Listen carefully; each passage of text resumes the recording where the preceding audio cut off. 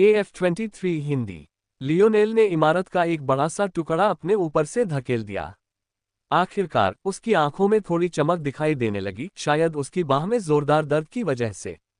उसका दाहिना हाथ खून से लथपथ मांस का ढेर नहीं था जैसा कि कोई उम्मीद कर सकता है, लेकिन ये बहुत दूर भी नहीं था। उसकी हड्डियां कुछ फ्रैक्चर के साथ इस कठिन परीक्षा से बच गईं, लेकिन उसकी उंगलियों की त्वचा पूरी तरह से क्षत विक्षत हो गई थी। ये कहा जा सकता है कि एक सामान्य इंसान के लिए ये हाथ निकट भविष्य में बेकार माना जा सकता है, लेकिन लियोनेल अपनी वर्तमान अवस्था में इसे कुछ हद तक नजरअंदाज करने में सक्षम था। दुर्भाग्यवश उसके पास इस पर अधिक समय तक विचार करने का अवसर नहीं था, क्योंकि लामोरक पहले से ही उसकी ओर बढ़ रहा था तथा उसकी भारी भरकम आकृति के कारण धरती हिल रही थी। लियोनेल की अभिव्यक्ति ठंडी हो गई। कोई उसके दिमाग से खेल रहा था। वह आसानी से अपना आपा खोने वाला इंसान नहीं था। अभी अभी जिस तरह से उसने गुस्से में आकर ऐसा किया, वह आम हालात में ऐसा नहीं करता। अब तक लियोनेल को यकीन हो गया था कि उसकी हरकतें एलियाड से जुड़ी थीं। ऐसा लग रहा था कि इस पौराणिक क्षेत्र की जादू प्रणाली से निपटना उसके पहले के अनुमान से कहीं ज्यादा मुश्किल था। लेकिन अब जब वह ठीक हो गया था, तो वह अपने मन को फिर से इतनी आसानी से प्रभावित नहीं होने देगा। चूंकि आप लड़ना चाहते हैं तो चलिए लड़ें। लियोनेल की हथेली पलट गई, जिससे उसका नुकीला भाला उसके हाथ में आ गया। उसने पहले ही तय कर लिया था। उसकी प्राथमिकता इस जगह से भागना था, लेकिन उसे कोई ना कोई मौका तो ढूंढना ही था। जमीन में धंसकर बच निकलने में वक्त लगता है। अब जब उसने सोचा तो सबसे अच्छा मौका तब था जब वह मलबे के ढेर के नीचे था, लेकिन तब तक उसका दिमाग अभी भी धुंधला था। मैं इस युद्ध का इस्तेमाल इन शूरवीरों की ताकत का आकलन करने और उनके तथाकथित 3 स्टार मैगी की और क्या क्या क्षमताएं हैं, ये जानने के लिए करूंगा। फिर मुझे फिर से उड़ान भरनी होगी और उस मौके का इस्तेमाल करके मैं धरती से बच निकलूंगा। लियोनेल के इस निष्कर्ष पर पहुंचने के बाद उसने अपनी कुछ ताकत छिपाने का फैसला किया। चूंकि उसका मेटल सिनर्जी वंश गुण उजागर हो चुका था, इसलिए कोई मदद नहीं थी। लेकिन वह अभी भी अपने स्ट्रोई स्टार उल्लू वंश गुण को गुप्त रख सकता था। इस तरह भविष्य में उसके पास अभी भी कुछ तुरुप के पत्ते होंगे। लियोनेल का भाला प्रकट होते देख लेमोरक का चेहरा कई गुना ज्यादा गंभीर हो गया। साथ ही उसे और भी यकीन हो गया कि लियोनेल के पास कुछ छुपाने को जरूर है। वह भी हवा से अपना हथियार निकालने में सक्षम था, लेकिन यह ऐसा काम नहीं था जो एक आम आदमी कर सके। ये बात धीरे धीरे साफ होती जा रही थी कि लियोनेल के पास छिपाने के लिए कुछ था। हालांकि वह अभी भी आश्वस्त महसूस कर रहा था। पहली मुलाकात के बाद ही उसने लियोनेल की ताकत को भांप लिया था।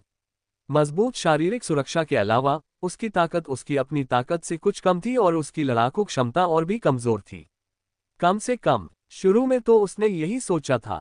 लियोनेल की आंखें शांत होने के बाद उसने एक जोरदार कदम आगे बढ़ाया, जिससे उसकी युद्ध की इच्छा आसमान छू गई। यहां तक कि खुद लेमोरक भी कुछ हद तक दब गया। लियोनेल का भाला तेजी से 3 बार आगे की ओर घुसा, जिससे हवा के घुमावदार झोंके विशालकाय शूरवीर की ओर चले। लामोरक ने अपनी बिना कील वाली गदा के एक जोरदार प्रहार से उन सभी को चकनाचूर कर दिया, लेकिन उसके कदम अभी भी रुके हुए थे, जिससे लियोनेल को एक और जोरदार कदम आगे बढ़ाने का मौका मिला तथा उसने कई और तीखे प्रहार किए। लियोनेल जानता था कि लामोरक की गदा से एक ही वार के बाद उसका भाला टूट जाएगा, तो वह ऐसा कैसे होने दे सकता था। वह लगातार लामोरक के प्राणों की ओर हवा की पुकार डालता रहा। उसकी ठंडी गणनापूर्ण निगाहें 2, 3, यहां तक कि 4 कदम आगे तक देख रही थीं। तभी भीड़ को अचानक एहसास हुआ कि क्या हो रहा है। राउंड टेबल के 12 शूरवीरों में से एक को दबाया जा रहा था। सिर्फ लियोनेल और लामोरक ही जानते थे कि असल में ऐसा नहीं था। ज्यादा से ज्यादा लियोनेल एक परेशान करने वाली मक्खी की तरह था, जो लगातार उन्हें परेशान करता रहता था और उन्हें अपनी पूरी ताकत लगाने से रोकता था। हाँ, लियोनेल ने एक और कदम आगे बढ़ाया। उसी क्षण लेमोरक को लगा कि उसका हाथ धंस गया है। अचानक हुए इस बदलाव के कारण वह समय पर प्रतिक्रिया नहीं दे सका और लियोनेल का एक तीखा वार उसके कवच की दरारों में से होकर निकल गया, जिससे उस विशालकाय जानवर के शरीर से खून बहने लगा। गुरुत्वाकर्षण क्षेत्र केवल 1.1 x है, लेकिन ये गति में अचानक परिवर्तन के लिए पर्याप्त है। लियोनेल की आंखें सिकुड़ गईं। जहां लेमोरक अपनी पूरी ताकत नहीं लगा पा रहा था, वहीं लियोनेल भी नहीं। उसके पास न सिर्फ कुछ तुरुप के पत्ते थे, बल्कि उसे लगातार एलियाड पर नजर भी रखनी थी। हालांकि वह अपनी जान बचाने में इतना व्यस्त था कि उसे शहर के अंदरूनी हिस्से में छाए सन्नाटे का एहसास ही नहीं हुआ। उन्हें अपनी आंखों पर यकीन नहीं हो रहा था। फिर भी इस तथ्य के बावजूद कि वह घायल था, लामोरक को इसकी कोई परवाह नहीं थी। दरअसल वह बिल्कुल भी प्रभावित नहीं हुआ। लगता है मुझे अपनी असली ताकत का इस्तेमाल करना पड़ेगा। मैंने तुम्हें कम आंका है। लैमोरक ने अचानक बचाव करना पूरी तरह से बंद कर दिया, या यूं कहें कि उसने पूरी तरह से हिलना डुलना बंद कर दिया। फिर भी जब लियोनेल ने दूरी बनाए रखने की कोशिश में और हवा की पुकार हमले किए, तो वे उस विशालकाय शूरवीर के 1 मीटर के दायरे में भी नहीं पहुंच पाए और पूरी तरह से टूट गए। लामोरक की शक्ति एक प्रचंड चमक के साथ टिमटिमाने लगी और एक लाल प्रचंड ज्वाला में बदल गई। फिर भी लियोनेल समझ गया कि यह अग्नि तत्व शक्ति नहीं थी। ये कुछ बिल्कुल अलग थी। इसमें न तो कोई ऊष्मा थी और न ही तापमान बढ़ा था। उनकी शक्ति ने मूर्त रूप धारण कर लिया, उनके शरीर के चारों ओर घूमने लगी और युद्धभूमि पर दमनकारी दबाव उत्पन्न करने लगी। टकराना। जैसे ही लामोरक आगे बढ़ा, उसके पैरों के नीचे का पत्थर टूट गया। लियोनेल ने जवाबी हमला किया, उसकी भौहें थोड़ी सिकुड़ी हुई थीं। लेकिन चाहे उसने कितने भी हमले आगे बढ़ाए हों, वह लैमोरक के चारों ओर की दीवार को भेद नहीं पाया। उस पल लियोनेल के कदमों में एक रहस्यमय लय आ गई। वह खुद को एक कोने में ले जाने की कोशिश कर रहा था, लेकिन मुश्किल से बाहर निकल पाया और अपनी और लैमोरक की स्थिति उलट गई। उसके हल्के कदम लामोरक के भारी कदमों के बिल्कुल विपरीत थे, जिससे उनकी लड़ाई एक दानव बनाम चींटी की लड़ाई जैसी लग रही थी। General star. लामोरक भावशून्य रहा। उसने जरीन को पहले ही कहते सुना था कि लियोनेल के पास ऐसी कोई चीज है, लेकिन क्या उसे भी नहीं? दरअसल लियोनेल के अपने रूल्स से तुलना करने पर यह एक बड़े आदमी की तुलना एक ऐसे बच्चे से करने जैसा था जो अभी अभी चलना सीख रहा हो। यह अंतर और भी ज्यादा बढ़ गया था क्योंकि लियोनेल के रूल्स ने उसके शरीर को इतना भारी बना दिया था कि वह उसे संभाल नहीं सकता था। जब लियोनेल अपने कदमों से लैमोरक को फिर से चकमा देना चाहता था, तभी उसे अपने रास्ते में एक झूलती हुई गदा मिली जिससे वह बिल्कुल भी बच नहीं सकता था। दरअसल बाहर से देखने वाले को ऐसा लग रहा था मानो वह अपनी मर्जी से उसमें घुस गया हो। लियोनेल को ऐसा लगा जैसे उसके शरीर की सारी हड्डियां टूट रही हो। उसे पहले कभी ट्रक ने टक्कर नहीं मारी थी, लेकिन उसे लगा कि यह असली ट्रक से ज्यादा कुछ नहीं था। उसका शरीर लामोरक की बिना कीलों वाली बेलनाकार गदा के चारों ओर विचित्र रूप से मुड़ गया, मानो कोई गेंद बेसबॉल के बल्ले के चारों ओर घूम रही हो। फिर पलक झपकते ही वह उड़ गया, या यूं कहें उसने सोचा कि यही होगा, लेकिन हकीकत बहुत बेरहम थी। लामोरक ने लियोनेल की ओर एक ही वार करने के लिए जो एक कदम उठाया, उससे उसके पैरों तले जमीन धंस गई और एक बड़ा सा टूटा हुआ टुकड़ा उछलकर ऊपर आ गया। इससे पहले कि लियोनेल बहुत दूर उड़ पाता, उसने पहले इस टूटे हुए टुकड़े को टक्कर मारी, जिससे उसका पहले से ही झुका हुआ शरीर दूसरी तरफ टूट गया। अंत में मानो ये सब पहले से योजनाबद्ध था, लियोनेल लामोरक के सामने गिर पड़ा। उसकी आंखों की चमक धीरे धीरे मंद होती जा रही थी। लियोनेल की दुनिया घूमने लगी। अब उसके पास अपनी क्षमता बनाए रखने के लिए दिमाग नहीं था। ऐसा लग रहा था जैसे सब कुछ खत्म हो रहा है। दर्द वाकई बहुत ज्यादा था। उसके विचार पूरी तरह से अस्त व्यस्त थे। उसे बस एक हल्की सी आहट हुई जिसने उसे इतना चौंका दिया कि वह अवाक रह गया। लामोरक के हर कदम से जमीन पर दरार पड़ गई थी। फिर अपने आखिरी हमले में उसके आखिरी कदम से एक बड़ा पत्थर का टुकड़ा उछलकर लियोनेल को उड़ने से रोक दिया। हालांकि लियोनेल के हिसाब से ऐसा होना नामुमकिन था अगर पिछले कदमों ने उस पत्थर के टुकड़े की रूपरेखा न बना दी होती जिसे उसने आखिरकार उछालकर ऊपर फेंक दिया। अगर यह सच था तो लियोनेल को बस यही मानना था कि वह पूरी तरह से परास्त था। उसकी क्षमताएं इस तरह की योजनाबद्ध लड़ाई के लिए बिल्कुल उपयुक्त थीं, फिर भी वह इतनी बुरी तरह हार गया। क्या लैमोरक जैसे बड़े बड़े धूर्तों को सरल बुद्धि का नहीं होना चाहिए था? लियोनेल को लगा कि उसकी चेतना लुप्त हो रही है। आखिरी बार जब उसने इस तरह का दर्द महसूस किया था, तब वह अपनी वंशावली की बेड़ियां खोल रहा था। लेकिन कम से कम अंत में इसका कुछ न कुछ इनाम तो मिला। ये बस बेलगाम, बेपर्दा और बेकाबू दर्द था। अचानक हवा की सीटी की आवाज ने लियोनेल को झकझोर कर जगा दिया। उसे यह समझने के लिए ऊपर देखने की जरूरत नहीं थी कि यह लामोरक की भारी गदा थी जो उसकी ओर झुक रही थी। युद्ध के मैदान का एक अनुभवी व्यक्ति होने के नाते लामोरक को जीत हासिल करने के बाद कुछ भी कहने की जरूरत महसूस नहीं हुई। ऐसी स्थिति में दुश्मन के बारे में बेतुकी बातें करने या तिरस्कार करने की कोई गुंजाइश नहीं थी। जो लोग ऐसा करते थे वे आमतौर पर ज्यादा देर तक नहीं टिक पाते थे। कहा जा सकता है कि लियोनेल को पहली बार लगा कि मौत उसके इतने करीब है। ऐसा नहीं था कि बस मौत का खतरा था, बल्कि बस कुछ ही पलों में उसे अपनी जिंदगी छिन जाने का एहसास होने वाला था। माया मकबरे में वह बलि देने वाली कुंवारी के हाथों लगभग मर ही गया था, लेकिन यह चुनाव उसने खुद किया था। एक मासूम किशोरी की जान लेना उसके लिए बहुत मुश्किल था। इस स्थिति की तुलना में जहां चुनाव उसके हाथ में ही नहीं था, यह बिल्कुल अलग था। यह एहसास बहुत बुरा है। लियोनेल ने इससे पहले कभी भी ऐसी असहायता महसूस नहीं की थी। मुझे ये पसंद नहीं है। लियोनेल ने हिलने की कोशिश की, लेकिन दृढ़ इच्छाशक्ति ने उसे एक तरफ लुढ़कते हुए शरीर को संभाला, लेकिन लामोरेक के घातक प्रहार से बाल बाल बच गया। हालांकि सिर्फ हवा के दबाव से ही उसे ऐसा लग रहा था जैसे उसका शरीर टूट रहा हो। मिट्टी और पत्थर के टुकड़े उसके शरीर पर फेंके गए, जिससे वह एक और खिसक गया। लियोनेल ने अपना भाला पकड़ने की कोशिश की, लेकिन उसे एहसास हुआ कि वह कहीं नहीं मिल रहा। आखिरी वार के दौरान वह उसके हाथ से छूट गया होगा।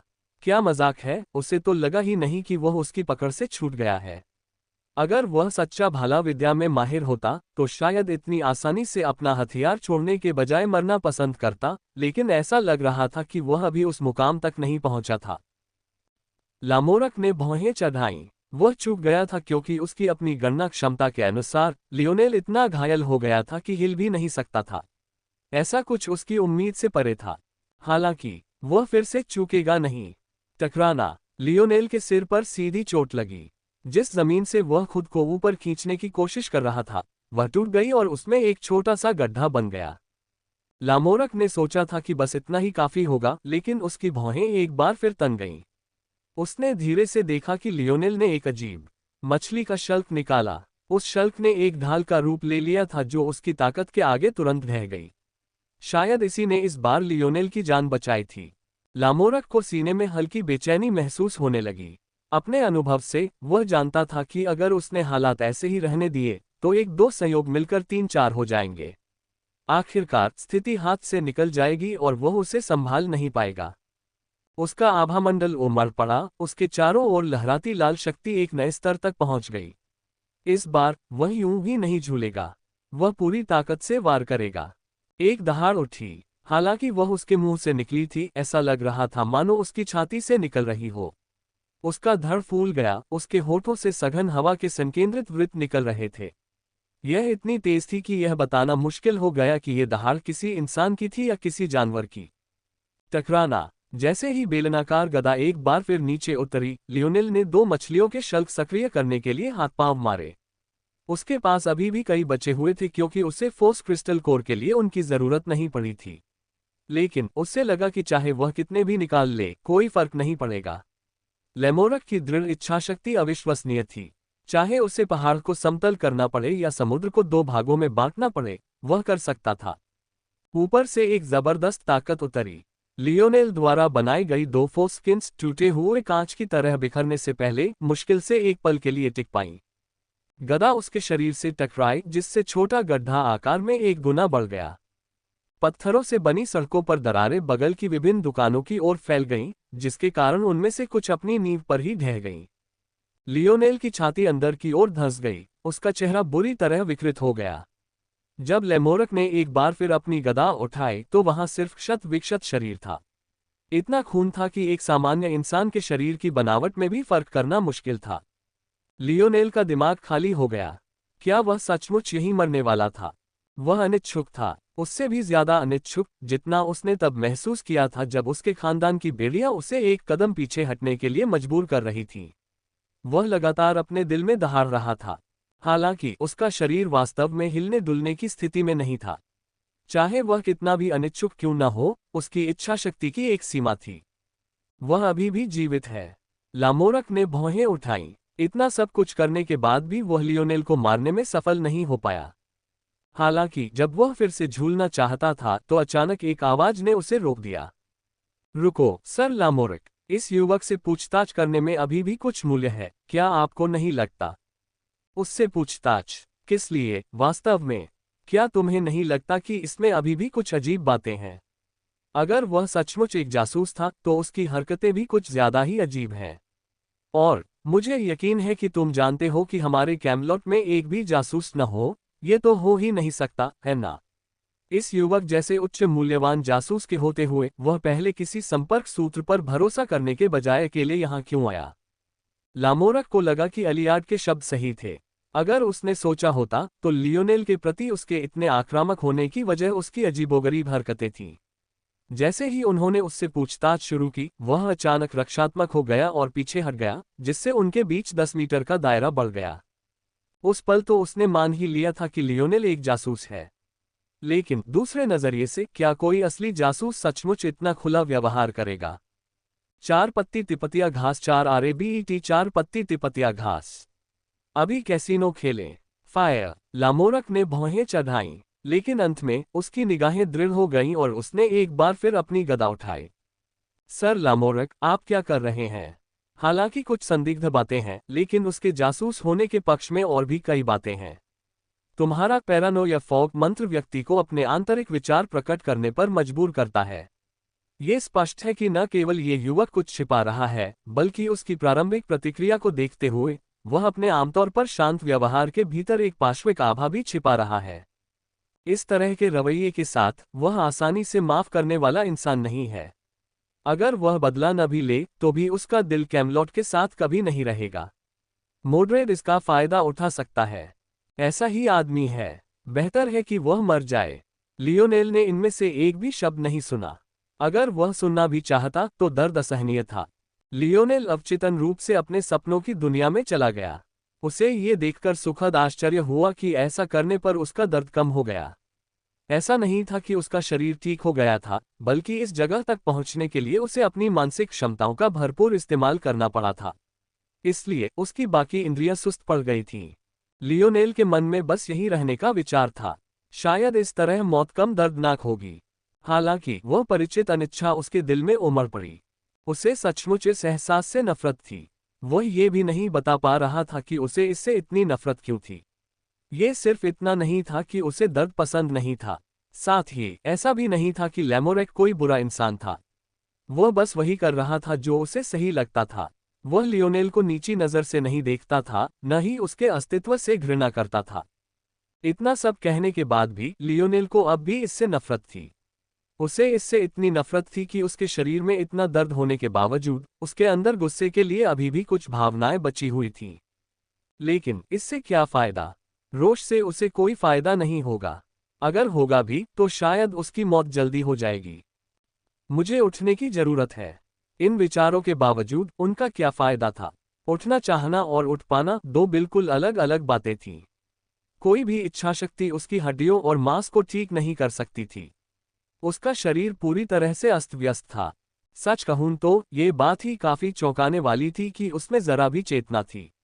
शायद अगर उसकी आत्मा इतनी मजबूत न होती तो उसके विचार पहले ही फीके पड़ गए होते। लियोनेल का मन ऊपर हवा में लटकी विशाल जटिल स्वप्न मूर्ति की ओर भटक गया। वह सुनहरी और चांदी जैसी रेखाओं का एक चक्रव्यूह सा लग रहा था। अगर इसे कुछ शब्दों में समझाना हो तो यह ऐसा होगा जैसे किसी ग्रह की सतह के नीचे सुरंगों का एक जटिल जाल बना दिया जाए और फिर सुरंगों के अलावा बाकी सब कुछ हटा दिया जाए। सच तो यह था कि यह अधूरा था। यह स्वप्न मूर्ति कोई और नहीं बल्कि बल क्रिस्टल माइन कोर की प्राकृतिक बल कला थी। ये लगभग 99% पूरी हो चुकी थी, लेकिन वह अंतिम प्रतिशत बिंदु लियोनेल को एक दुर्गम पर्वत जैसा लग रहा था। उसे लग रहा था कि अगर वह इस पर वर्षों तक चिंतन भी करे तो भी उसे कोई लाभ नहीं होगा। लियोनेल नेचुरल फोर्स 8 को घूरते हुए एक तरह की समाधि में चला गया, इससे पहले कि उसे एहसास होता कि क्या हो रहा है। ऐसा हमेशा होता था जब वह इस ड्रीम स्कल्प्ट को देखता था। उसे यकीन नहीं था कि ऐसा क्यों हो रहा था, लेकिन उसे बस इतना पता था कि इस समाधि में जाने से उसका दर्द और भी कम हो गया था। उसे एक तरह की ताजगी का एहसास हो रहा था। बाहरी दुनिया में लामोरक की गदा अपने चरम पर पहुंच गई। एलियाड ने आह भरी और सिर हिलाया। उसे नहीं लगा कि लियोनेल जैसे तुच्छ व्यक्ति को लेकर राउंड टेबल के नाइट के साथ विचारधाराओं का टकराव करना उचित है। इसके अलावा उसके शब्द सच थे। उसके विश्लेषण में कुछ भी गलत नहीं था। हालांकि जैसे ही लैमोरक एक बार फिर नीचे की ओर झूलने वाला था, चौथा संयोग घटित हुआ जिसके खिलाफ वह संघर्ष कर रहा था। पहले तो लियोनेल खून से लथपथ हालत में था, लेकिन अगले ही पल उसके शरीर से अचानक एक असीम प्रकाश निकला। मानो वह प्रकाश ऊपर आसमान को चीर देना चाहता हो। उसकी उपस्थिति मात्र से ही कुछ बादल बिखर गए, उन्हें चीरती हुई लहरों में बदल दिया। लामोरक स्तब्ध रह गया, जैसा कि एलियाड और बाकी लोग भी थे। ये रोशनी ज्यादा देर तक नहीं टिकी। न ही यह कोई दमनकारी बेलगाम आभा लेकर आई थी। ये वास्तव में काफी कोमल थी, इतनी कोमल कि कई लोगों की आंखों में आंसू आ गए। उनके सीने प्यार और परवाह की भावनाओं से भर गए थे, फिर भी कोई समझ नहीं पा रहा था कि यह भावना कहां से आ रही है। उस पल लियोनेल का शरीर आखिरकार एक बार फिर दिखाई दिया। वह अब भी वैसा ही था, खून से लथपथ, लेकिन उसके चारों ओर अजीब से फड़फड़ाते सफेद पंख बारिश की हल्की बूंदों की तरह गिर रहे थे। प्रत्येक सफेद पंख अविश्वसनीय रूप से शुद्ध दिख रहा था, तथा एक के बाद एक लियोनेल के शरीर पर गिरते हुए एक सौम्य सुनहरी रोशनी बिखेर रहा था। दर्शकों की स्तब्ध आंखों के सामने जैसे जैसे हर पंख गिरता गया, लियोनेल के शरीर पर लगे घाव भी धीरे धीरे भरते गए। हालांकि इतनी धीमी गति के साथ लामोरक की गदा गिरने से पहले ठीक होने के लिए पर्याप्त समय कैसे हो सकता था? शेड्यूल बदल रहा है। अब से अपडेट रात 10 बजे ईएसटी पर होंगे। लामोरक अचानक हुए इस बदलाव से चौंक गया, लेकिन जल्दी ही संभल गया। इस लड़के को कम आंकने का नतीजा बुरा ही हो सकता था। यह सुनिश्चित करने का एकमात्र तरीका था कि कोई और अप्रत्याशित घटना न घटे, उसे अभी मार देना। इस निष्कर्ष पर पहुंचने के बाद उसकी आभा एक बार फिर बढ़ गई। उसकी शक्ति उसकी बिना कील वाली बेलनाकार गदा में प्रवेश कर गई, तथा उसने नीचे की ओर प्रहार किया। पवित्र पुत्र, एलिस की अचानक चीख ने भीतरी शहर को हिलाकर रख दिया। सर लामोरक, कृपया अपना हाथ रोक लें। लामोरक ने कुछ सुना ही नहीं, लेकिन तभी एलियाड ने हरकत की। जब उसकी गदा लियोनेल को मारने ही वाली थी, तभी वह कमजोर बूढ़ा आदमी शूरवीर के सामने प्रकट हुआ। उसके हाथ में एक छड़ी हल्की सी चमक रही थी। एक धीमी सी धमाकेदार आवाज सुनाई दी। हवा के दबाव में एलियाड का मैरून रंग का लबादा बेतहाशा लहरा रहा था, लेकिन उसका कमजोर शरीर टस से मज नहीं हुआ। दरअसल सबकी चौंकती निगाहों के सामने उसकी पतली छड़ी ने लेमोरक की विशाल गदा को पूरी तरह से रोक दिया। लामोरक ने भौहें चढ़ाईं, क्या कर रहे हो, मैगस एलियाड? एलियाड ने लेमोरक की ओर मुड़ने से पहले लियोनेल की ओर एक जटिल दृष्टि डाली। तुम उसे मार नहीं सकते। पहले की तुलना में उसकी बातों में जरा भी ढील नहीं थी। ऐसा लग रहा था कि इस बार लेमोरक कुछ भी कहे, उसका जरा भी फर्क नहीं पड़ेगा। एलियाड ने पहले ही लियोनेल की रक्षा करने का संकल्प ले लिया था। लामोरक की भौहें गहरी हो गईं, मुझे स्पष्टीकरण दो। उसकी आवाज भारी हो गई। किसी को शक नहीं था कि अगर एलियाड के शब्द उसे काफी आश्वस्त नहीं कर रहे थे, तो महान शूरवीर को अभी और यही युद्ध शुरू करने में कोई दिक्कत नहीं होगी। कैमलॉट की सुरक्षा के मुकाबले अगर उसे जरूरी लगे तो उसे 3 स्टार मैगस से भी लड़ने में कोई आपत्ति नहीं थी। तुम्हें ये पहले ही सुन लेना चाहिए था। वह हमारा पवित्र पुत्र है। तुम्हें और क्या स्पष्टीकरण चाहिए? लेमोरक ने धीरे से अपनी गदा नीचे कर ली। ऐसा लग रहा था कि आज वह वो नहीं कर पाएगा जो वह करना चाहता था। उसने एलिस की बातें जरूर सुनी थी, लेकिन उन्हें पूरी तरह से अनसुना कर दिया था। ये कहना मुश्किल था कि उसे उनका मतलब पता था या नहीं, या फिर उसे बस पता था और फिर भी उसे कोई परवाह नहीं थी। उसी समय शहर के पहरेदारों का एक पूरा दल आगे बढ़ने लगा। ऐसा लग रहा था कि ये घटनाएं काफी देर से हुई हैं, लेकिन असल में लड़ाई शुरू हुए कुछ ही मिनट हुए थे। इसके अलावा शहर के अंदरूनी हिस्से में आमतौर पर ज्यादा पुलिस की जरूरत नहीं होती, इसलिए यह कोई आश्चर्य की बात नहीं थी कि अधिकारियों को यहां पहुंचने में इतना समय लग गया। हालांकि जब तक वे ऐसा करते तब तक सब कुछ खत्म हो चुका था। तारांकन तारांकन, लियोनेल चौंककर जाग गया। उसका पहला विचार यही था कि वह मर गया है और किसी उच्चतर लोक में चला गया है, जहां कोई महान शक्ति का नियंत्रण है। ऐसा सोचना वास्तव में उसकी गलती भी नहीं थी। एक तो वो जिंदगी और मौत के बीच उलझा हुआ था, और दूसरी बात, वो किसी और तरीके से अपनी मौजूदा स्थिति का वर्णन नहीं कर सकता था। सब कुछ या तो सफेद या सोने का था, यहां तक कि उसे ओढ़ने वाली चादरें भी असली सोने की कढ़ाई से बनी थीं। अपने मेटल सिनर्जी लाइनेज फैक्टर के साथ लियोनेल के लिए यह पहचानना आसान था कि यह असल में असली धातु है। इस तथ्य के बावजूद कि सब कुछ इतने चटकीले रंगों से बुना हुआ था, कमरा आंखों के लिए ज्यादा कष्टदायक नहीं था।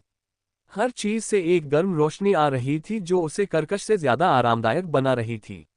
ये बिल्कुल वैसी ही जगह थी जैसी कोई स्वर्ग से उम्मीद करता है। हालांकि ये विचार ज्यादा देर तक नहीं टिके, क्योंकि जब लियोनेल की नींद खुली तो उसके कमरे के बड़े दरवाजे खुले हुए थे।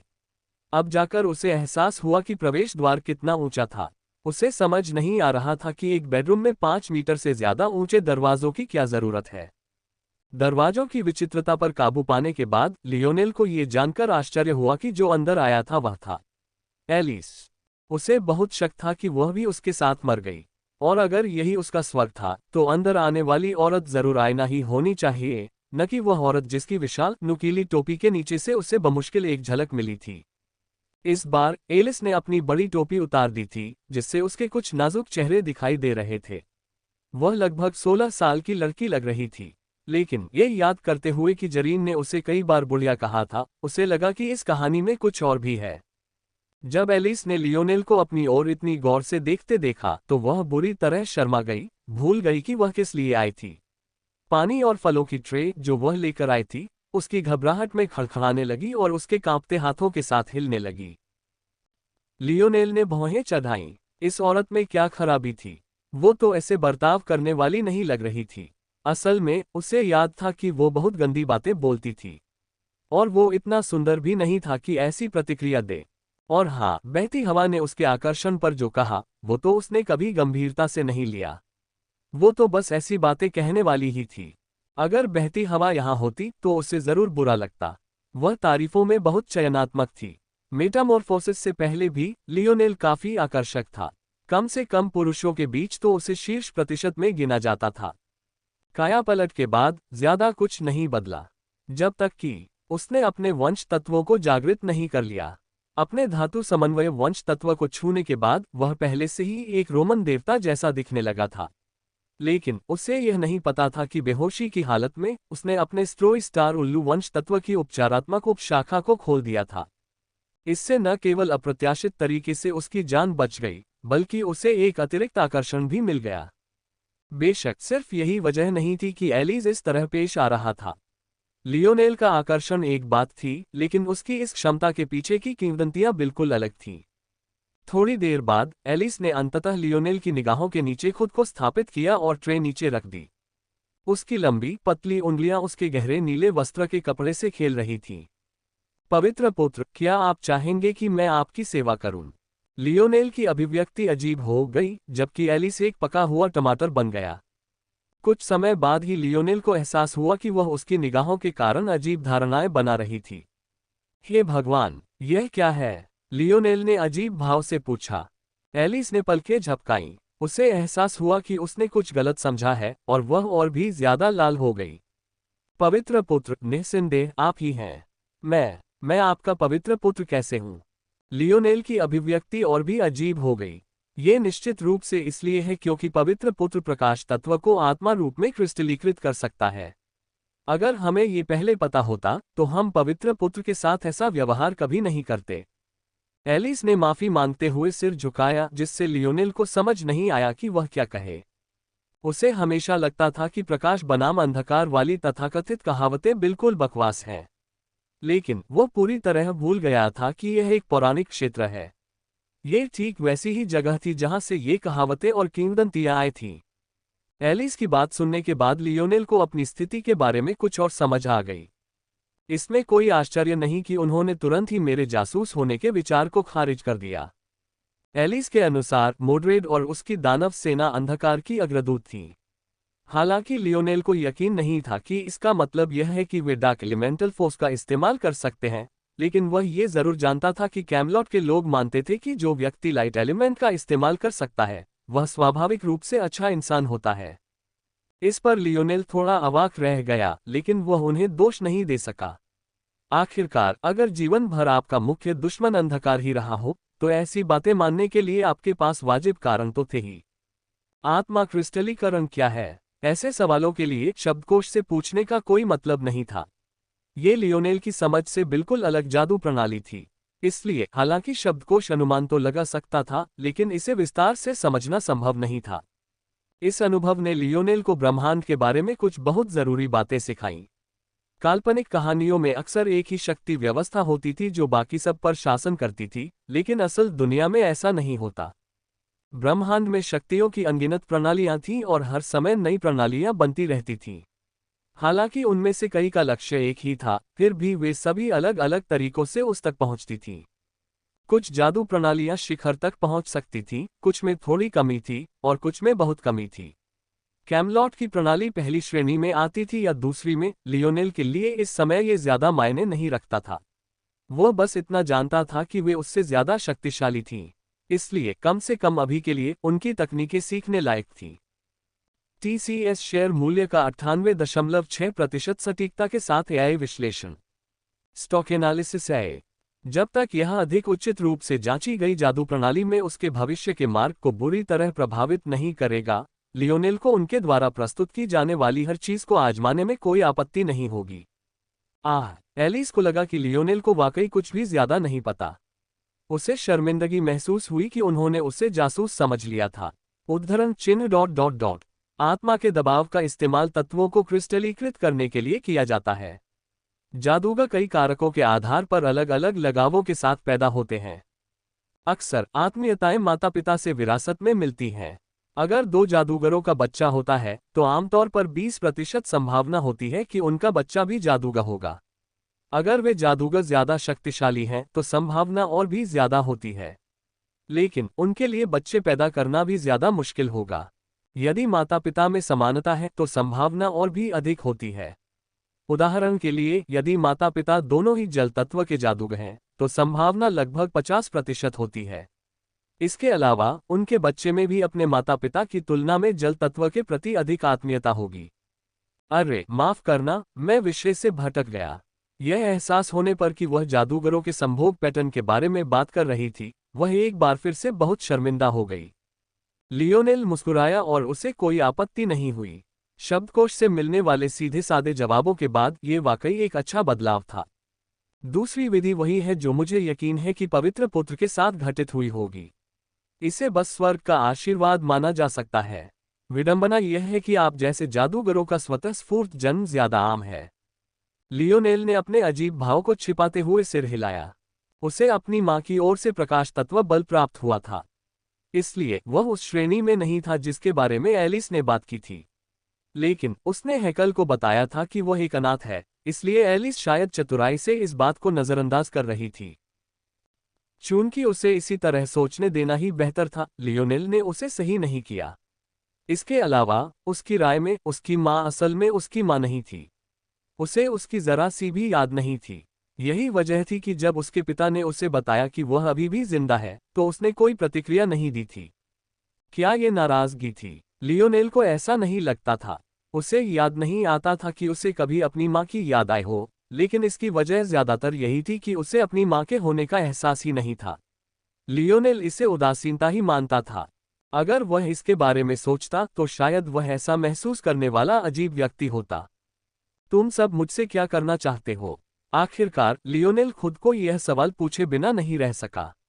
अपनी बुनियादी जिज्ञासा शांत करने के बाद उसे एहसास हुआ कि आगे और भी जरूरी मामले हैं। उसे लगा कि सिर्फ इसी वजह से यह मान लेना कि अब सब ठीक हो जाएगा उसकी नासमझी होगी। हालांकि एलिस का जवाब सुनने के बाद उसे एहसास हुआ कि उसने अभी भी इस दुनिया में प्रकाश तत्व के महत्व को कम करके आंका था। अगर उसे यह पता होता तो लगभग लाश बन जाने के बजाय वह अपनी प्रकाश तत्व शक्ति का सीधा इस्तेमाल करता, बजाय इसके कि उसे भविष्य के तुरुप के पत्ते की तरह छुपाने की कोशिश करता। बेशक पवित्र पुत्र को अन्य पवित्र पुत्रों जैसा ही सम्मान मिलेगा। आपको उच्च प्रतिष्ठा के साथ जादूगर अकादमी में प्रवेश करने और इसके साथ आने वाले सभी पुरस्कार प्राप्त करने की अनुमति दी जाएगी। हमें आशा है कि आप भविष्य में कैमलॉट के एक स्तंभ बनेंगे। लियोनेल ने अपनी भौहें उठाई। मेरे अलावा और भी हैं। हाँ, 3 और भी हैं। एलिस की आंखों में श्रद्धा की एक झलक उभरी। एक है महामहिम राजा आथा, दूसरे हैं 3 स्टार मेगासोरियन, और आखिरी है मैज अकादमी के प्रथम पुत्र सर लाइन्स। वह महामहिम के पुत्र हैं और उसी राह पर चल रहे हैं, मेगा स्वॉर्ट्समैन की राह पर। एलिस को उसकी दीवानगी देखकर लियोनेल का दिल नहीं भरा कि वह उसे रोके। वह बस सुन रहा था कि वह इन 3 पवित्र पुत्रों के बारे में कितनी बेतहाशा बातें कर रही है। एक समय ऐसा आया जब उसने उसकी बात पूरी तरह अनसुनी कर दी और अपने विचारों में खो गया। दिलचस्प बात है, किंवदंतियों के अनुसार आथा का मोड्रेड नाम का एक नाजायज बेटा था, लेकिन इस जगह मोड्रेड एक महिला है। इसके अलावा ऐसा लगता है कि उसका सार्वजनिक रूप से स्वीकृत बेटा भी उसकी रानी गुइनवेरे का बच्चा है। इस बात पर सोचते हुए लियोनेल के चेहरे पर अजीब सा भाव आ गया। उसे अचानक याद आया कि इस जोन का एक अतिरिक्त कार्य राजा आर्थर और लैंसलॉट के रिश्ते को सुधारना था, और शब्दकोश से साफ जाहिर था कि यह रानी गुइनवेर से जुड़ा था। लियोनेल को फिर से सिरदर्द होने लगा। उसे पूरी उम्मीद थी कि लियोनस आर्थर का बेटा होगा। अगर पता चला कि वह लैंसलॉट का बेटा है तो मामला और भी पेचीदा हो जाएगा। लियोनेल एक ऐसा इंसान था जिसे लोगों की नजरों का सामना करने की आदत थी, लेकिन अब वह भी थोड़ा बेचैन होने लगा था। जादूगर अकादमी के हॉल काफी सनकरे माने जा सकते थे। खैर, सामान्य मानवीय मानकों के हिसाब से तो सनकरे नहीं। आखिरकार उनकी चौड़ाई तो 10 मीटर ही थी। वे सनकरे इसलिए लगते थे क्योंकि उनकी छतें उतनी ही ऊंची थीं। वे ऊपर की ओर राजसी मेहराबों के साथ बने थे जिनमें उतनी ही ऊंची और भव्य खिड़कियां थीं। दुर्भाग्यवश इस बड़े आकार के साथ उतनी ही बड़ी संख्या में लोग भी आ गए। वैसे लियोनेल के बारे में पहले से इतने लोगों को पता होना संभव नहीं होना चाहिए था। आखिरकार ये तो मध्यकालीन जमाना था, न सोशल मीडिया था न कैमरे। इसलिए लियोनेल को इन परेशानियों से मुक्त होना चाहिए था। हालांकि उसने यह उम्मीद नहीं की थी कि एलिस ने उसे पहनने के लिए जो वस्त्र दिए थे वे इतने आकर्षक होंगे। लियोनेल को जो पता था उसके अनुसार इस दुनिया के जादूगरों को 9 श्रेणियों में बांटा गया था। 1 से 3 सितारा प्रशिक्षु जादूगर, 1 से 3 सितारा आधिकारिक जादूगर और अंत में 1 से 3 सितारा जादूगर। इनमें से प्रत्येक रैंकिंग के लिए एक व्यक्ति को एक अलग रंग का वस्त्र दिया जाएगा। एक प्रशिक्षु जादूगर ग्रे वस्त्र पहनेगा, एक आधिकारिक जादूगर नीले वस्त्र पहनेगा और एक जादूगर बैंगनी वस्त्र पहनेगा। 1 से 3 सितारा तक के चरणों को रंग के गहरेपन से अलग किया जाएगा। 1 सितारा प्रशिक्षु जादूगर के वस्त्र लगभग सफेद होंगे, जबकि उसी प्रकार के 3 सितारा प्रशिक्षु जादूगर के वस्त्र लगभग काले होंगे। इससे ये स्पष्ट हो जाना चाहिए कि एलिस एक 3 सितारा आधिकारिक जादूगर था और लगभग 1 सितारा जादूगर था। हालांकि इनमें से कोई भी वास्तविक कारण नहीं था जिसके कारण लियोनेल को किसी प्रयोगशाला चूहे की तरह देखा जा रहा था। आमतौर पर किसी के वस्त्र के मुख्य रंग के अलावा कढ़ाई भी होती थी जो उसकी जादूगर शाखा को उजागर करती थी। अग्नि जादूगरों में लाल रंग का स्पर्श होता था, जल जादूगरों में नीले रंग का स्पर्श होता था, वगैरह। ये जानकर कोई आश्चर्य नहीं कि हर कोई लियोनेल से अपनी नजरें नहीं हटा पा रहा था। उसने सोने की कढ़ाई वाला ऐसा लबादा पहना हुआ था जिसे पूरे कैमलॉट में सिर्फ 3 लोगों को ही पहनने की इजाजत थी। सोने से कढ़ाई किए हुए उनके हल्के भूरे वस्त्र देखना तो केवल एक पहलू था, लेकिन उनके और उस किशोर लड़के की अफवाहों के बीच जो संबंध स्थापित हुआ, जिसने राउंड टेबल के नाइट से लड़ाई की थी, उसने वास्तव में माहौल को उत्तेजित कर दिया। लियोनेल के हारने से उसकी प्रतिष्ठा पर जरा भी असर नहीं पड़ा। लामोरक न सिर्फ उन 12 महान शूरवीरों में से एक था, बल्कि वह उनमें से शीर्ष 3 सबसे मजबूत शूरवीरों में भी शामिल था। लियोनेल का हारना तो तय था, लेकिन वह बच निकला, यही बात उसे इतना सम्मान दिलाती थी।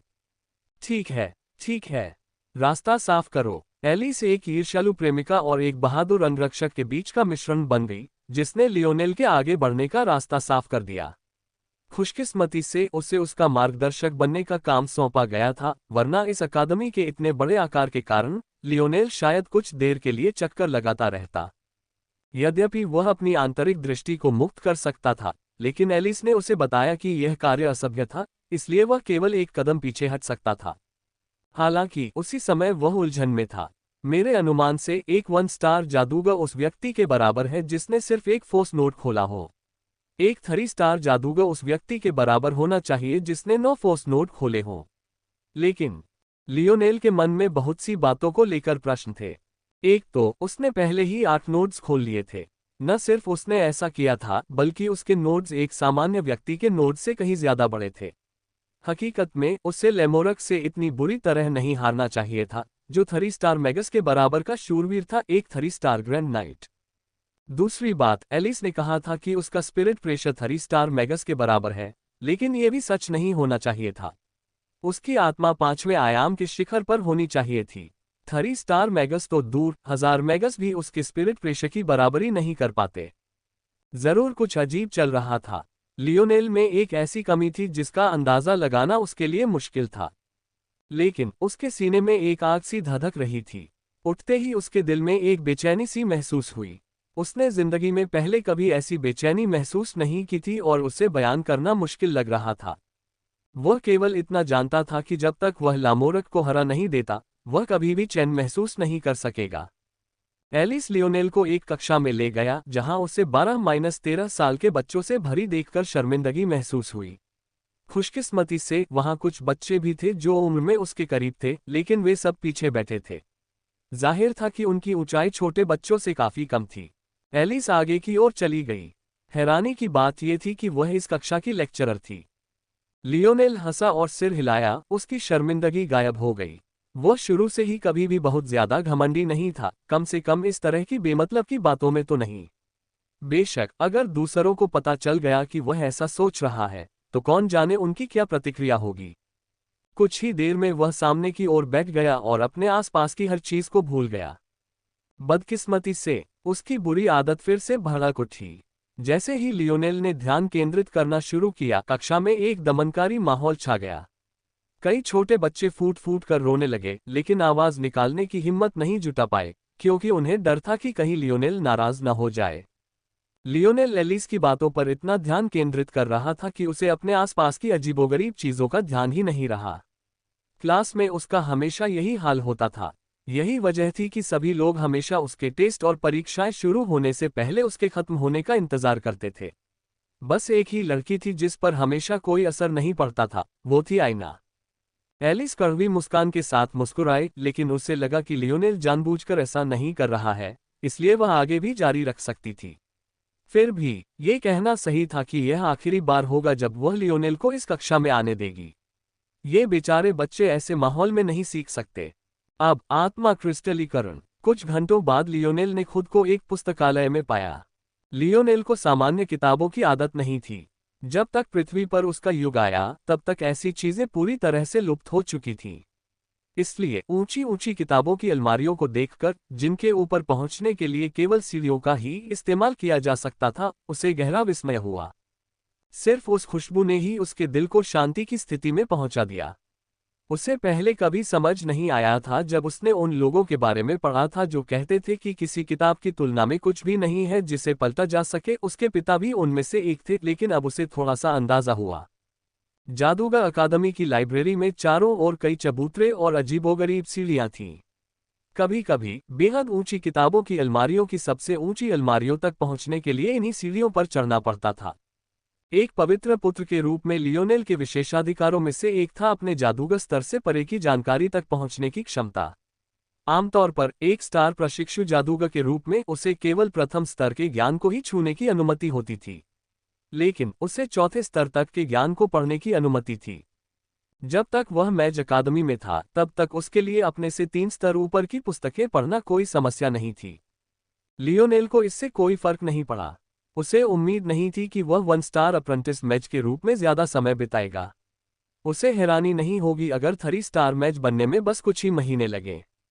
लाइब्रेरी में घुसते हुए लोगों की नजरों को नजरअंदाज करते हुए लियोनेल ने तुरंत बुनियादी ज्ञान से जुड़ी जितनी भी किताबें मिल सकी उठा ली। ये किताबें इतनी आम थीं कि इस लाइब्रेरी में हर एक की कई 100 प्रतियां थीं ताकि जरूरतमंदों के पास हमेशा एक उपलब्ध रहे। आधारभूत क्रिस्टलीकरण। आत्मीयता का महत्व। जादुई कला निर्माण की नींव। एक जादूगर और उसकी आध्यात्मिक लकड़ी। तोड़कर आगे बढ़ना, स्तरों का आरोहण। कुछ ही देर में लियोनेल का स्थानिक ब्रेसलेट पूरी तरह भर गया। चूंकि एलिस ने उसे अपनी कक्षा से लगभग निकाल ही दिया था, इसलिए वह सिर्फ अकेले ही पढ़ाई कर सकता था।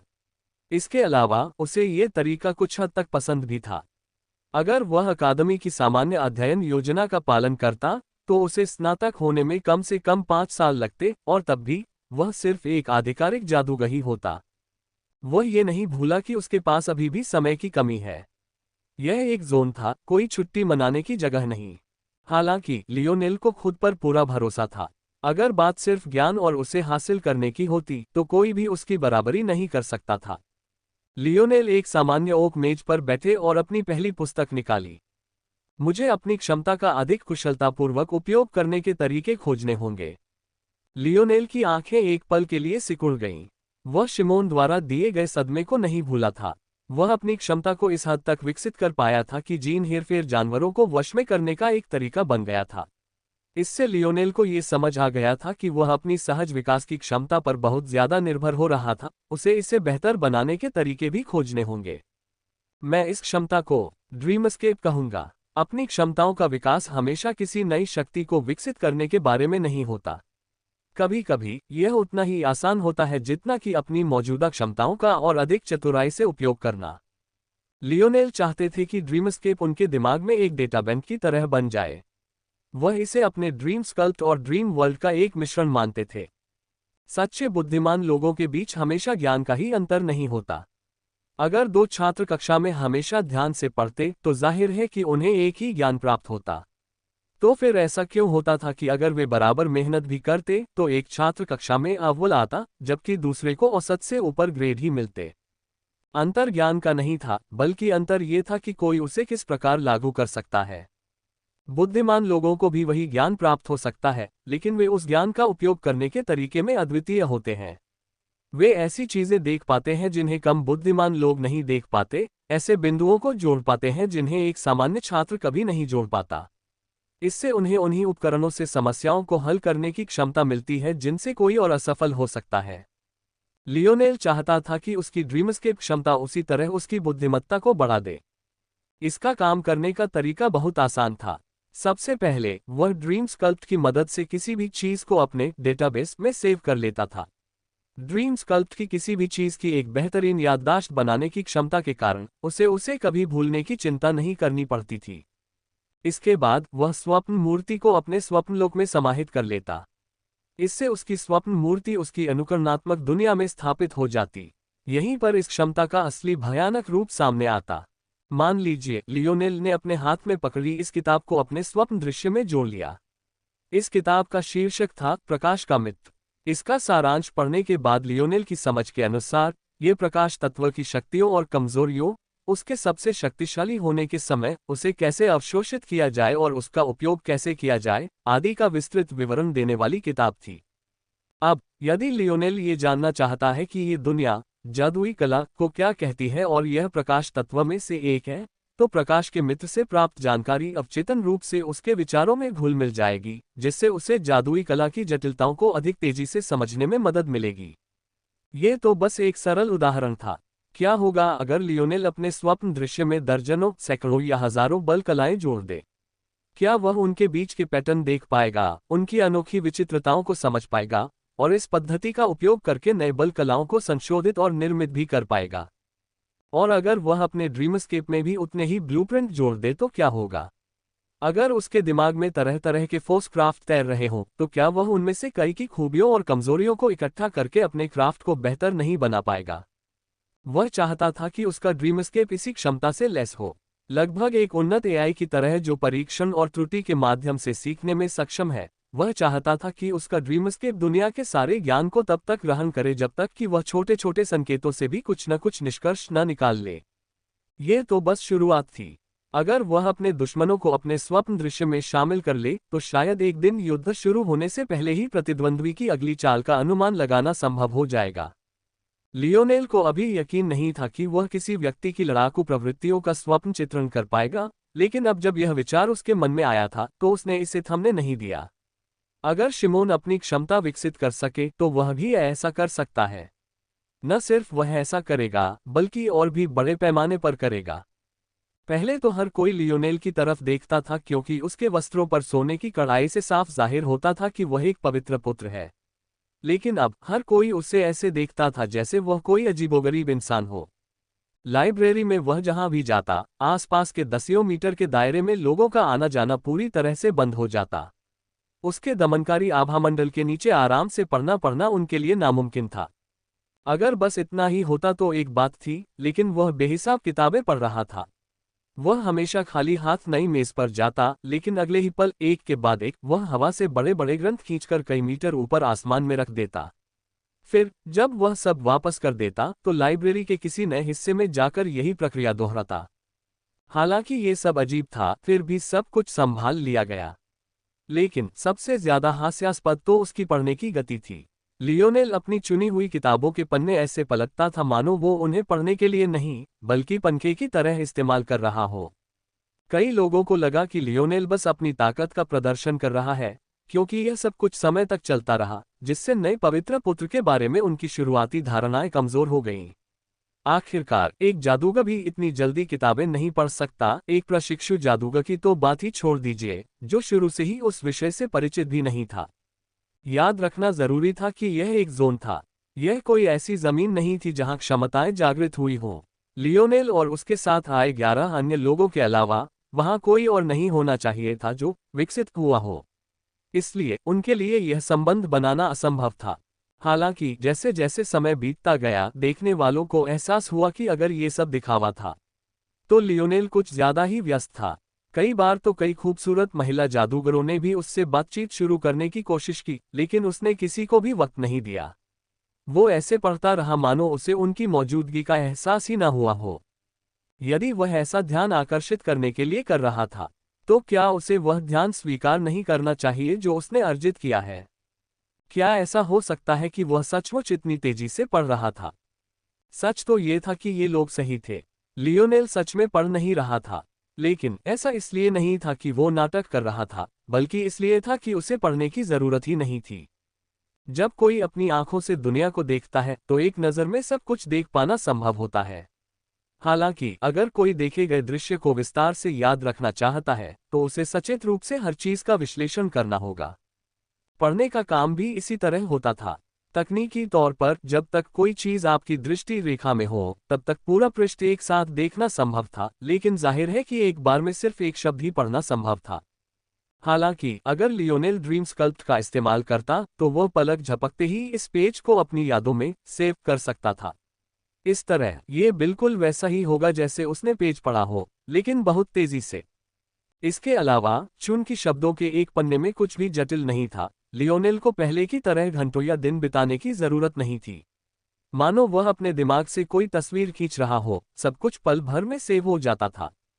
लियोनेल के दिमाग में ज्ञान का भंडार तेजी से बढ़ता गया। सिर्फ आधे महीने में ही उसने लेवल 4 और उससे नीचे की हर किताब पढ़ डाली। लियोनेल ने आखिरी किताब बंद की और लाल आंखों से ऊपर देखा। उसकी निगाहें थकान और एक छिपी हुई तीक्ष्ण रोशनी के मिश्रण से भरी थीं। आखिरकार उसे समझ आ गया कि उसके और 3 स्टार मैगी और 3 स्टार ग्रैंड नाइट्स के बीच क्या फर्क है। बार बार वही बात दोहराई गई, क्रिस्टलीकरण। लियोनेल जिस जादुई प्रणाली का इस्तेमाल कर रहा था, जो उसे आयामी शुद्धि से मिली थी, उसमें क्रिस्टलीकरण की कोई जरूरत नहीं थी। इसका एक बहुत ही सरल कारण था। जब कोई तीसरे आयाम से मुक्त होकर चौथे आयाम में पहुंचना चाहता था तो उसे एक उच्च स्तरीय शक्ति का आभास होने लगता था। प्रत्येक विभाजक रेखा के साथ एक गुणात्मक परिवर्तन होता था। तीसरे आयाम में रहने वाले के लिए चौथे आयाम में रहने वाले को हराना असंभव था, और चौथे आयाम में रहने वाले के लिए पांचवें आयाम में रहने वाले को हराना असंभव था।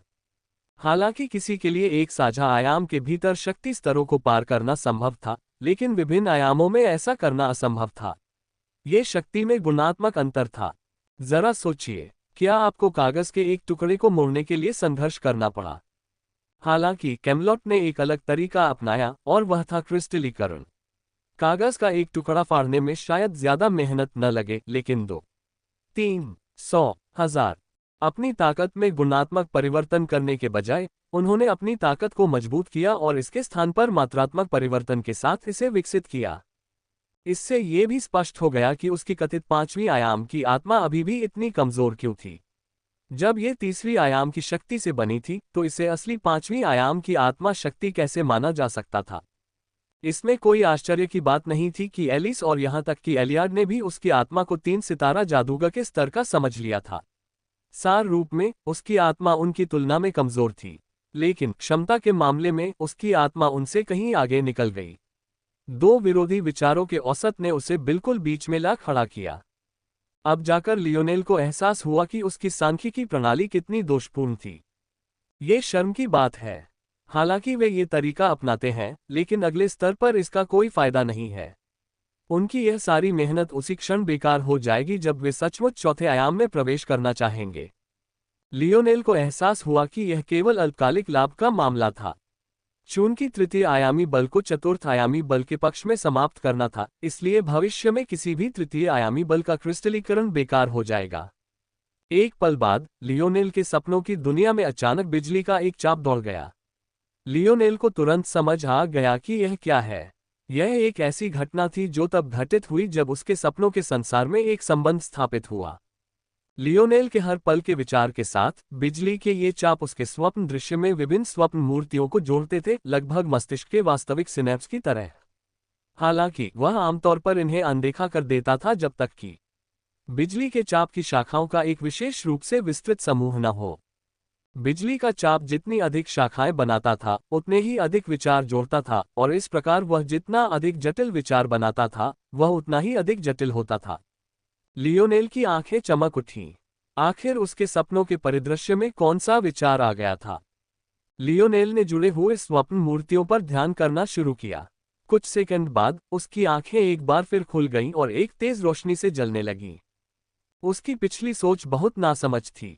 बल के उत्पादन की शक्ति के अलावा भी उसके और भी उपयोग थे। उदाहरण के लिए, क्या लियोनेल के शारीरिक आंकड़े उसके द्वारा बनाए गए प्रत्येक नोट के साथ बेहतर नहीं हुए थे?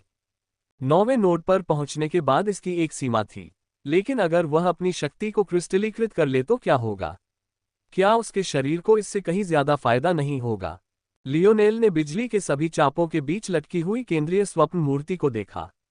ये knights and mages the war of ideologies शीर्षक वाली किताब थी। लियोनेल को अचानक एक अंधेरी सुरंग के अंत में एक चमकीली रोशनी दिखाई दी। इतने समय से वह चिंतित था। इतने लंबे समय के बाद उसकी सारी गणनाएं इस निष्कर्ष पर पहुंची कि उसका 10वां नोड निर्माण विफल हो जाएगा। लेकिन इसने सब कुछ बदल दिया। प्रवेश करना चाहूंगा। उस समय लियोनेल जादूगर अकादमी के भीतर एक और पुस्तकालय के बाहर खड़ा था। लेकिन यह पुस्तकालय बहुत अलग था, क्योंकि यहीं कैमलॉट की जादुई कलाएं स्थित थीं। बेशक अब तक लियोनेल को यह स्पष्ट हो चुका था कि कैमलॉट की जादुई कलाएं वही बल कलाएं थीं जिनका वह आदी था। फर्क बस इतना था कि कैमलॉट की बलकला भाषा उन्हें अपनी जादुई कलाएं सीधे हवा में चित्रित करने की अनुमति देती थी। इस प्रणाली का नकारात्मक पक्ष ये था कि उनकी जादुई कलाएं, या यूं कहें कि बल कलाएं, उनसे कमजोर थीं जिनका लियोनेल आदी था। ये बात समझ में आती थी। आखिरकार किसी कीमती अयस्क जैसे उचित माध्यम पर लिखी गई बल कला कहीं ज्यादा शक्ति खींच सकती थी और कहीं ज्यादा ताकत पैदा कर सकती थी। हालांकि जब सीधे हवा में खींचा जाता था तो जादुई कलाएं क्षणभंगुर और इसलिए कमजोर होती थीं। इसके अलावा उन्हें एक निश्चित समयावधि के भीतर पूरा करना होता था, अन्यथा वे कला पूरी होने से पहले ही लुप्त होने लगती। बेशक जहां कुछ कमियां थीं वहीं कुछ अच्छी बातें भी थीं। एक तो ये कि इनका इस्तेमाल करना ज्यादा सुविधाजनक था। जोन ऑफ आर्क जोन में लियोनेल को एक साधारण अग्नि बल कला के लिए लकड़ी के तख्ते ढोने पड़ते थे, जो केवल सामान्य मनुष्यों के विरुद्ध ही उपयोगी थी। इसके अलावा जिस माध्यम का वह प्रयोग करता था उसकी सामान्य प्रकृति के कारण बल कला की शक्ति भी स्पष्ट रूप से सीमित थी। इस प्रकार इस मैजिक आर्ट प्रणाली के कुछ नकारात्मक पहलू थे, लेकिन इसके सकारात्मक पहलू भी थे। मैजिक आर्ट टॉवर के रक्षकों को डीकन कहा जाता था। वे ऐसे छात्र थे जो पहले ही स्नातक हो चुके थे और इस तरह अकादमी में पद ग्रहण कर लाभ प्राप्त करते रहे। ये टावर अकादमी के अंदर स्थित था, जिससे यह अजीब लग रहा था। आखिरकार यह एक इमारत के अंदर बनी इमारत थी, फिर भी इसकी भव्यता कम भव्य नहीं थी। यह अकादमी परिसर के एक ग्रीन हाउस के भीतर था। ऊपर कांच का एक बड़ा गुंबद था और चारों ओर हरी भरी घास और सुव्यवस्थित बगीचे दिखाई देते थे। मीनार अपने आप में काफी ऊंची थी। बाहर से देखने पर पता चलता था कि इसमें 10 मंजिलें थीं और ये लगभग 50 मीटर ऊंची थी। इसकी पत्थर की बनावट बहुत ही साधारण थी, जिससे प्राचीनता का आभास होता था। दोनों डीकन दरवाजे के विपरीत दिशा में खड़े थे। दोनों महिलाएं थीं और दोनों ने एक अजीबोगरीब कवच और एक दूसरे से मिले हुए वस्त्र पहने हुए थे। यह एक अनोखी पोशाक थी जो डीकन उपाधि वालों के लिए आरक्षित थी।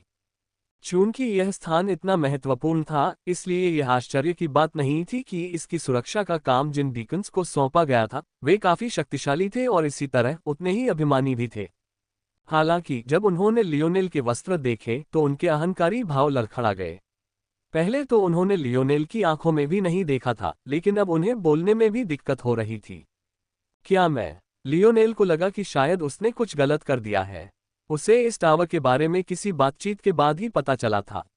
एलिस ने अभी तक उसे इसके बारे में नहीं बताया था, इसलिए उसे यकीन नहीं था कि उसे यहाँ रहने की इजाज़त है या नहीं।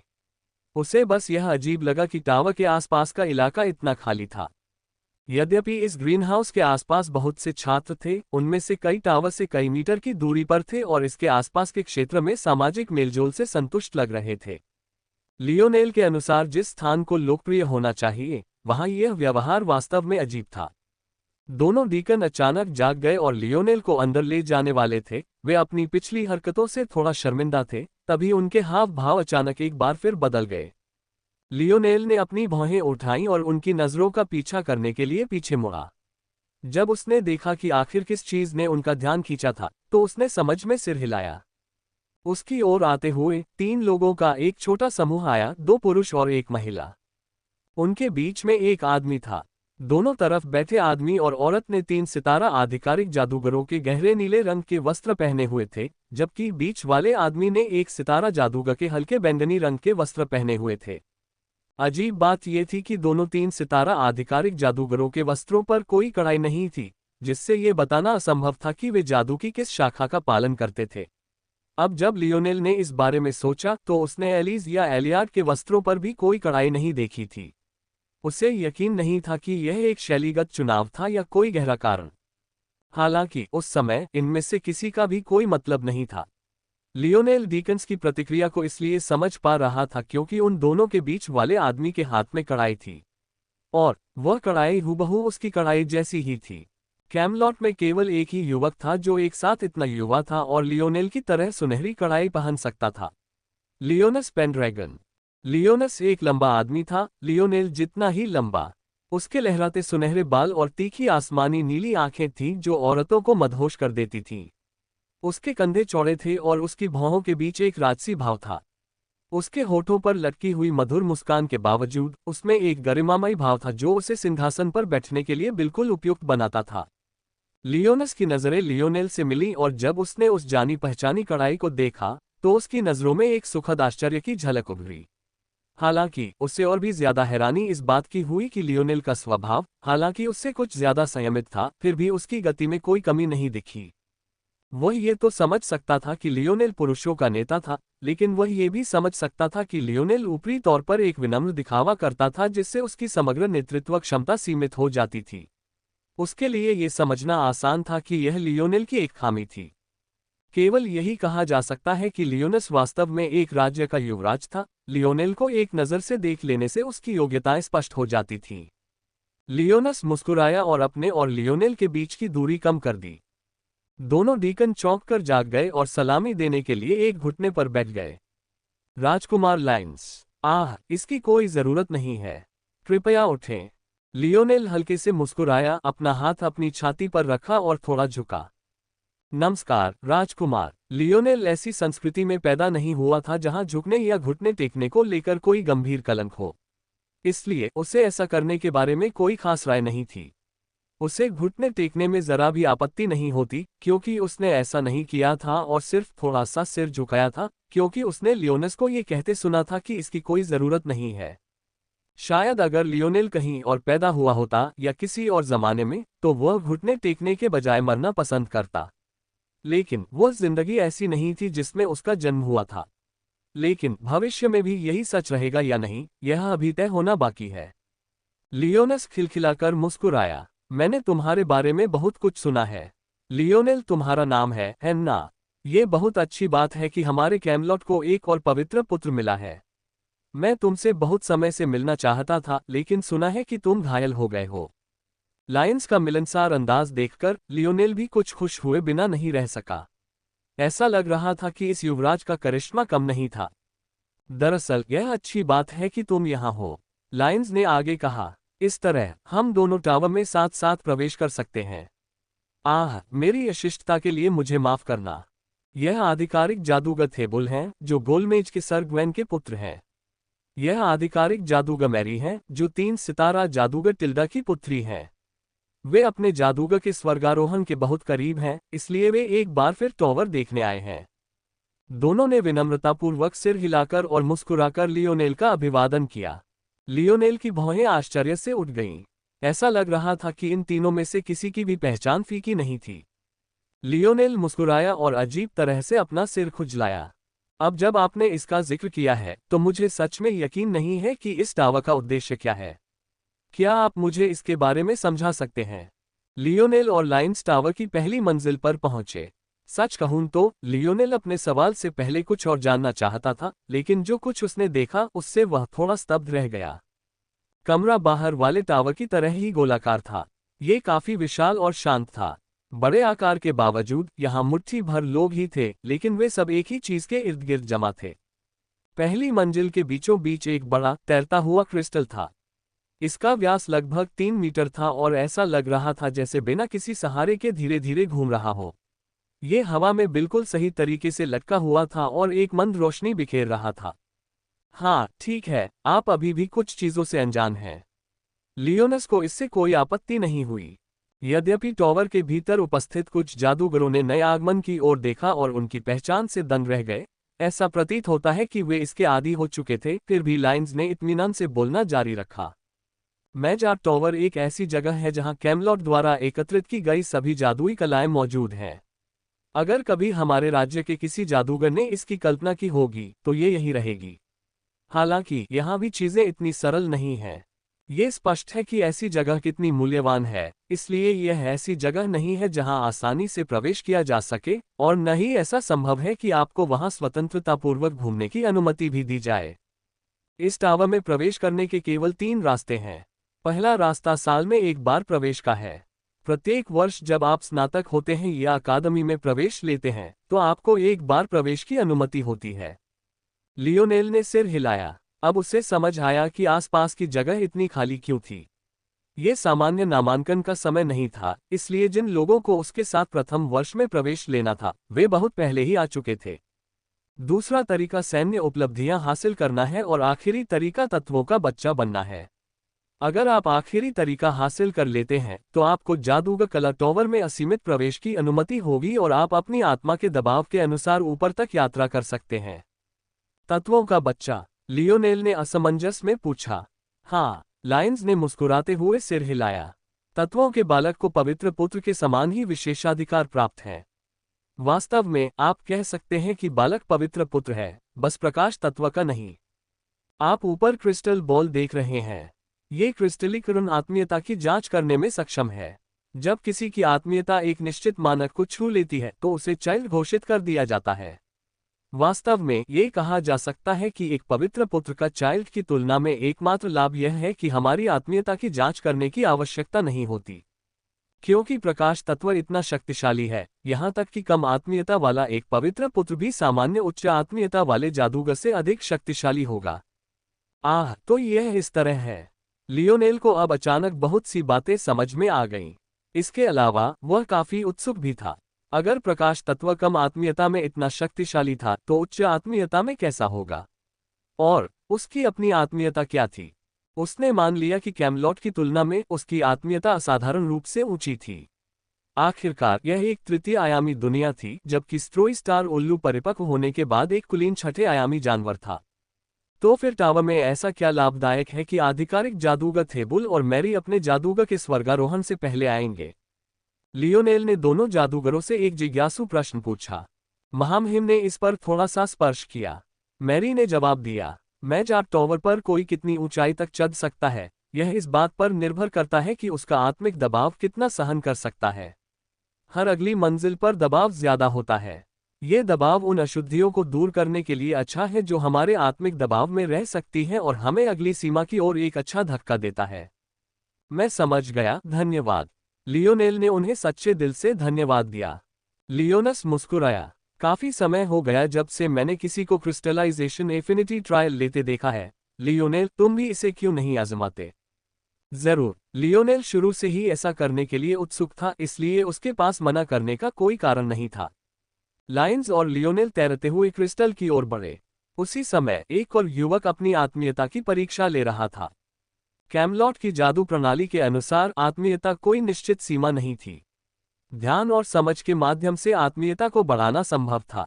इसके अलावा आत्मिक दबाव में सफलता मिलने के बाद आत्मीयता स्वाभाविक रूप से भी बढ़ जाती है। हालांकि किसी व्यक्ति की प्रारंभिक आत्मीयता जितनी अधिक होगी, भविष्य में उसके विकास की संभावना उतनी ही अधिक होगी। कहने का तात्पर्य यह था कि किसी व्यक्ति को एक बार फिर खुद को परखते हुए देखना कोई आश्चर्य की बात नहीं थी।